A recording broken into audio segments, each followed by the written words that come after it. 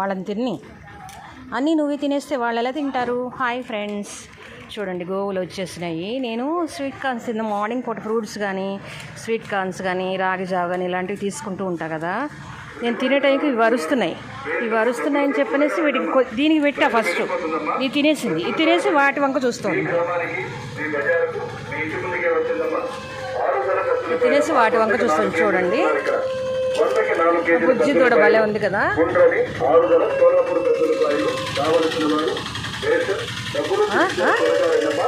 పెట్టంగానే 1కి 3 వచ్చేసినాయి అన్నమాట.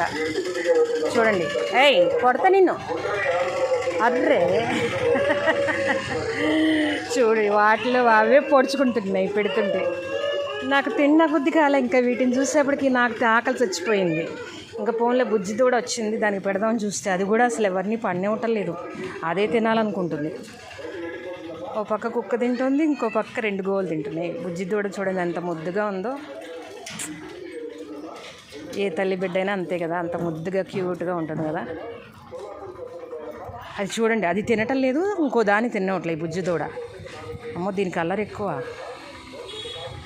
అది నాకే ఉండాలి ఇంకెవరికి ఉండకూడదని దానికి కోపం. చూడండి తలకాయ విసురుతోంది.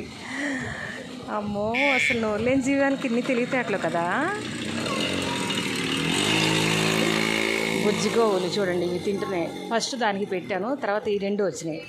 సరే కానీలే, వీటి పాపం ఏమి ఉన్నాయి ఏమి లేవు పెట్టడానికి అని చెప్పనేసి వాటికి పెడితే అవి కావాల్సింది తినేసి వెళ్ళిపోయి వేడిగా అప్పుడే నేను దింపాను అనమాట ఉడికించుకుని.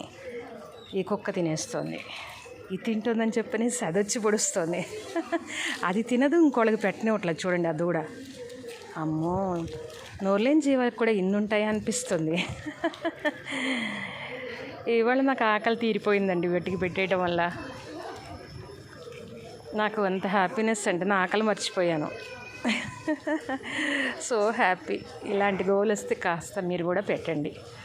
మనం చేసిన పుణ్యం ఎక్కడికి పోదు, మన కుటుంబ సభ్యులకు కూడా ఉపయోగిస్తుంది. ఓకేనా? ఈ వీడియో కనుక నచ్చినట్లయితే లైక్ చేయండి, షేర్ చేయండి, సబ్స్క్రైబ్ చేయండి. మీ అభిప్రాయాన్ని కామెంట్ రూపంలో తెలియచేయండి. గోమాతకి మనం ఎంత పెడితే అంత పుణ్యం అండి. సకల దేవతలు, 3 కోటి దేవతలు కూడా గోమాతలో ఉంటాయంటారు. ఏంటమ్మా ఏడుస్తున్నావు ఎందుకు? అయిపోయి కదిపిస్తే దానికి ఏడుపు వచ్చేస్తుంది.